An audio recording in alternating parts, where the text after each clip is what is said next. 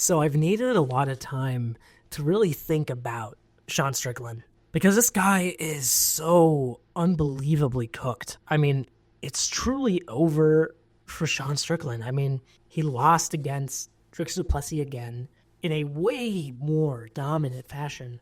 I mean, bro, he had nothing for Dricus. He had nothing, and he didn't even turn it on one time.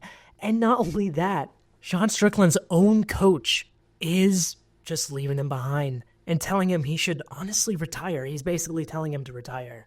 And I can't disagree. Honestly, I can't disagree with this. His own coach knows him better than anyone else, and he's saying he needs to retire because Strickland, for as much as he talks, this is the most annoying thing about Sean Strickland, guys. This is the most annoying thing. He'll talk this big game about wanting to go to war, but then he goes out there and he pitter-patters, plays patty cake, and it's genuinely one of the most boring styles in the UFC. It really is. I mean, he's an absolute decision merchant, you know. He doesn't finish anybody. He doesn't get finished. He just goes out there hyper defensive and nothing really happens. So at this point, what are you even supposed to do with Sean Strickland? Because who can he even fight? I mean, there's people he could fight in the middleweight division, but what's the point? I mean, he doesn't even look like he wants to fight. He goes out there and he doesn't put it on the line. Now, obviously, it's easy to say that as someone watching, like a viewer, but still, I mean, Sean Strickland is a tough person, and he does have that level. I mean, we see it in training. He will literally beat up random pros, random streamers, and he'll go super hard against them. But in a championship fight, when he's down and he needs a finish, he doesn't turn it on. It's like, what do you have to lose at that point? So personally, I mean, I don't know what Sean Strickland wants to do. I mean, he's 33. He's got a couple years left here in the sport, but there needs to be a radical change to the style or at least the approach when he goes into a fight. Because Strickland is notorious for doing a lot of sparring, but not necessarily working on his actual skills. And I think that would be very valuable for him. I mean, he needs a couple more attacks, ways to mix it up, because everyone knows the Strickland game. He's going to throw out that teep, he's going to throw out that jab, and he might throw a wild overhand or a cross every once in a while. But besides that, I mean, he's pretty basic. And we saw Dricus Du Plessis take advantage of it in the second fight. We saw Dricus Du Plessis, he improved massively. And he found out how to counter the Sean Strickland game. And man, Strickland, I mean, he was really lightning in a bottle. You know, that win against Adesanya will go down in history as the most insane upset in UFC history. But, you know, in retrospect, looking at how Adesanya's been doing recently, that was actually just the beginning of the end for Adesanya. But hey, I still made like $2,000 off of that fight because we bet on crazy bets like that. You know, honestly, back then, I don't think I made a video about it, but with all my friends, I did predict Strickland was going to win. I did predict it. Because I thought that the Strickland style was confusing enough, was weird enough, that he'd be able to present some problems to Adesanya.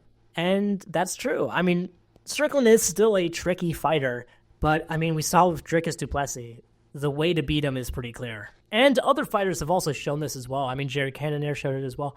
If you put him on the back foot, really hard on the back foot, don't let him step a single foot forward, he will break. Well, not even really break, but he'll just stop. He'll just stop doing stuff. And then you can just start to pick him apart throughout the fight. And we saw Dricus do that really well. I mean, Dricus hits really hard.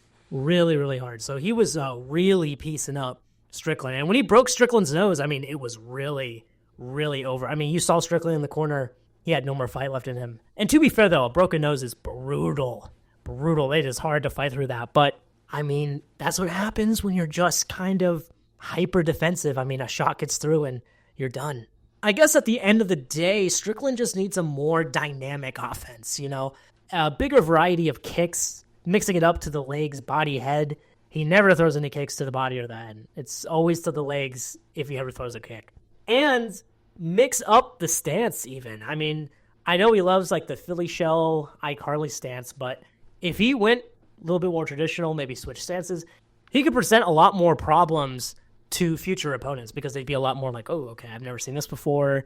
And he could catch them off guard with a little bit of a style switch up. Not too different, but is something he could do. But I don't think Strickland's going to do it because he's so against doing skills training. I mean, maybe not. Maybe it's secret he's doing a bunch of it. But from what we know, his main style of training is just spar, spar, spar. And that's about it.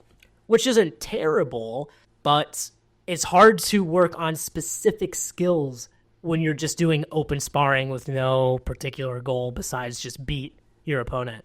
But yeah, honestly, I mean, I think Strickland needs to really lock in, take 6 months to a year off potentially, and really focus on honing his offense and making it more dynamic. I mean, I think that's the only way that he can have success in the middleweight division. I mean, honestly, even add in some wrestling because he's got good wrestling, good jiu-jitsu. I mean, we hear about this all the time, but we never get to see it. So if he could implement some wrestling offense and some jiu-jitsu offense into his game, he could be a real dangerous fighter, honestly. But if he's not going to do that, I really think he should just retire because there's no point in, taking potentially more damage. Because the thing is, people now know how to beat Strickland. I mean, Dricus Du Plessis completely exposed it. And if he's going to keep this style unchanged, he's going to get beat again and again. And he might get finished. So I just don't think it's even worth it if he's not going to develop his style further. But hey, look, I'm just a guy. I'm just a guy, right? I do jiu-jitsu. I don't do MMA. I'm just a guy. So look, this is just my opinion as a longtime MMA fan. But what's more important than anything is what your guys' opinion is. I want to know what you guys think about this. So if you enjoyed the video, please leave a like, subscribe, comment down below what you think about the Sean Strickland situation. What should he do? Should he retire? Should he keep going? And consider becoming a YouTube channel member for some exclusive perks, like we have a ton of jiu-jitsu task-based games, which are really cool. Check it out. The link will be right there if you become a member. Thank you so much for watching. I hope you have a great rest of your day. Goodbye.